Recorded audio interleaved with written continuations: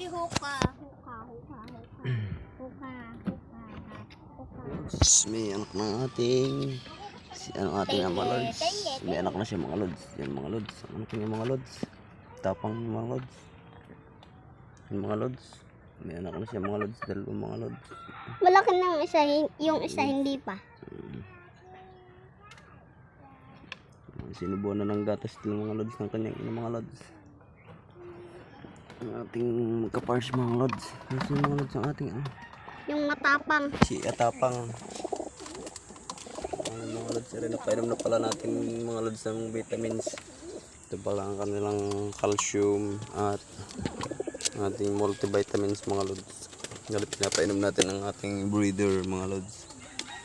Kasi ito naman ang ating mga lods. Mga kalapatich natin mga lods. Kalapatich.